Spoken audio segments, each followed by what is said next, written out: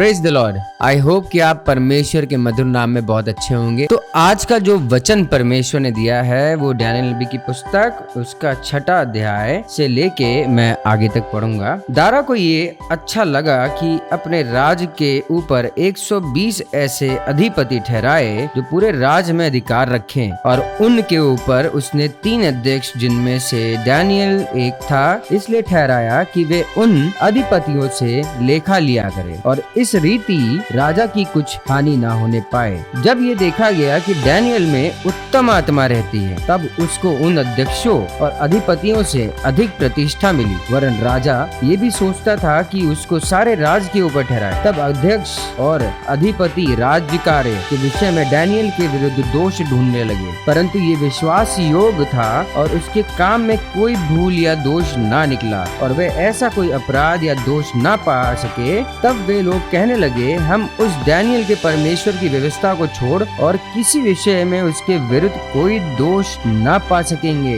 तब वे अध्यक्ष और अधिपति राजा के पास उतावली से आए और उसने कहा, हे राजा दारा, तू युग युग जीवित रहे। राज्य के सारे अध्यक्षों ने और हाकिमों, अधिपतियों, न्यायियों और गवर्नरों ने भी आपस में सम्मति की है कि राजा ऐसी आज्ञा दे और ऐसी कड़ी आज्ञा निकाले कि 30 दिन तक जो कोई हे राजा तुझे छोड़ किसी और मनुष्य या देवता से विनती करे वो सिंहों की मांद में डाला जाए। इसलिए अब हे राजा ऐसी आज्ञा दे और इस पत्र पर हस्ताक्षर कर जिसने ये बात मादियों और फरीसियों की अटल व्यवस्था के अनुसार बदली ना जा सके। तब दारा राजा ने उस आज्ञा पत्र पर हस्ताक्षर कर दिया। जब डैनियल को मालूम हुआ कि उस पत्र पर हस्ताक्षर किया गया है तब वो अपने घर में गया जिसकी उपरौठी कोठरी की खिड़कियां यरूशलेम की ओर खुली रहती थी, और अपनी रीति के अनुसार जैसा वो दिन में 3 बार अपने परमेश्वर के सामने घुटने टेक कर प्रार्थना और धन्यवाद करता था वैसा ही तब भी करता रहा। मतलब देखिए, यहाँ पे एक आज्ञा ऐसी सुना दी गई है कि कोई भी उस राजा के बिना किसी से भी ना अपनी प्रार्थना कर सकता है, ना बात कर सकता है, ना वो किसी चीज़ में मनन कर सकता है। और सबसे बड़ा एक पॉइंट जो उस समय लिया गया वो भी परमेश्वर के लिए लिया गया। देखिए क्या लिया गया, फिर से पढ़ता हूँ। तब वे लोग कहने लगे, हम उस डैनियल के परमेश्वर की व्यवस्था को छोड़ और किसी विषय में उसके विरुद्ध कोई दोष ना पा सकेंगे। यानी कि जब सबको पता था कि वो परमेश्वर से 3 बार दिन में प्रार्थना करता है, धन्यवाद करता है, और सबसे बड़ा कारण यही था कि ये दिक्कत पैदा कर दी गई। तो डैनियल भी उस समय पैनिक मोड पे नहीं चले गए। उन्होंने अपने घर में गए, वही जो प्रार्थना करते थे वही 3 बार उनका काम था दिन में करना, वो फिर वही प्रार्थना में लग गए। और देखिए लिखा क्या है आगे। तब उन पुरुषों ने उतावली से आकर डैनियल को अपने परमेश्वर के सामने विनती करते और गिड़गिड़ाते हुए पाया। अतः वे राजा के पास जाकर उसकी राज आज्ञा के विषय में उससे कहने लगे, हे राजा, क्या तूने ऐसे आज्ञा पत्र पर हस्ताक्षर नहीं किया कि 30 दिन तक जो कोई तुझे छोड़ किसी मनुष्य या देवता से विनती करेगा वो सिंहों की मांद में डाल दिया जाएगा। और थोड़ा सा उसको कठिन बना दिया गया और राजा को बता दिया गया। तभी देखिए डैनियल का वो विश्वास वही था कि वो वही जाके दंडवत करके प्रार्थना कर रहा था। लोगों ने देखा, वो परेशान हो गए, फिर राजा के पास गए। फिर राजा ने उत्तर दिया, हाँ, मंदियों और फरीसियों की अटल व्यवस्था के अनुसार ये बात स्थिर है। तब उन्होंने राजा से कहा, यहूदी बंदियों में से जो डैनियल है उसने हे राजा ना तो तेरी ओर कुछ ध्यान दिया और ना तेरे हस्ताक्षर किए हुए आज्ञा पत्र की ओर वो दिन में 3 बार विनती किया करता है। अब आप इस बात से समझ सकते हैं कि वो कितनी कठिनाइयों में वो जो राजा था और जो उसके वहाँ पे साथ में लोग थे वो कितनी स्ट्रिक्टनेस बरत रहे थे और कितना भड़का रहे थे कि वो एक बहुत बुरे एक फेज से जाए, या उनके दिमाग में जो चल रहा था कि वो जो शेर थे वहां पे वो उसको चबा डालेंगे, वो खा जाएंगे, वो मार देंगे उसको। बट डैनियल ने आखिरी टाइम में भी परमेश्वर को जब उनके हिसाब से आखिरी टाइम उसको जब देखने गए तब भी वो प्रार्थना ही कर रहे थे दंडवत करके। तब देखिए राजा कितना उदास होके बोलने लगा। ये बात सुनकर राजा बहुत उदास हुआ और डैनियल को बचाने के उपाय सोचने लगा, और सूर्य के अस्त होने तक वह उसे बचाने का यत्न करता रहा। तब वह पुरुष राजा के पास उतावली से आकर कहने लगे, हे राजा, ये जान रख कि मादियों और फरीसियों में ये व्यवस्था है कि जो निषेधाज्ञा या आज्ञा राजा ठहराए वो नहीं बदल सकती। तब राजा ने आज्ञा दी और डैनियल लाकर सिंगों की मान में डाल दिया गया।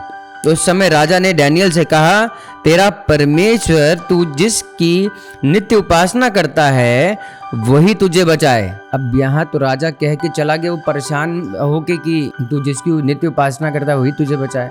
बट डैनियल को तो भरोसा था परमेश्वर पे, उनको पता था कि परमेश्वर से महान कोई नहीं। दुविधा और सिचुएशन और परेशानियां सामने थी उनके, लेकिन डगमगाए नहीं। क्यों डगमगाए नहीं? क्योंकि उनको पता है कि परमेश्वर साथ है। ऐसे ही जब हम अपनी लाइफ में एक शेरों से बड़ी मान देख लेते हैं, यानी कि परेशानियां देख लेते हैं, तो क्या हम अडिग और स्थिर खड़े रहते हैं? हमको पैनिक अटैक आने लगते हैं, हम लोग घबरा जाते हैं, परेशान हो जाते हैं सिचुएशन से, इंस्टेड ऑफ कि हम परमेश्वर की आराधना करते रहें। फिर देखिए आगे क्या लिखा है, तेरा परमेश्वर जिसकी तू नित्य उपासना करता है वही तुझे बचाए। तब एक पत्थर लाकर उस गड्ढे के मुंह पर रखा गया और राजा ने उस पर अपनी अंगूठी से और अपने प्रधानों की अंगूठियों से मुहर लगा दी कि डैनियल के विषय में कुछ बदलने ना पाए। तब राजा अपने महल में चला गया और उस रात को बिना भोजन पड़ा रहा और उसके पास सुख विलास की कोई वस्तु नहीं पहुंचाई गई और उसे नींद भी नहीं आई। भोर को पौ फटते ही राजा उठा और सिंगों के गड्ढे की ओर फुर्ती से चला गया। जब राजा गड्ढे के निकट आया तब शोभकरी वाणी से चिल्लाने लगा और डैनियल से कहा, हे डैनियल, हे जीवित परमेश्वर के दास, क्या तेरा परमेश्वर जिसकी तू नित्य उपासना करता है तुझे सिंगों से बचा सका? तब डैनियल ने देखिए क्या उत्तर दिया। डैनियल ने राजा से कहा, हे राजा, तू युग युग जीवित रहे। मेरे परमेश्वर ने अपना दूध भेजकर सिंगों के मुंह को ऐसे बंद कर रखा कि उन्होंने मेरी कुछ भी हानि नहीं की। इसका कारण यह है कि मैं उसके सामने निर्दोष पाया गया और हे राजा, तेरे सम्मुख भी मैंने कोई भूल नहीं करी।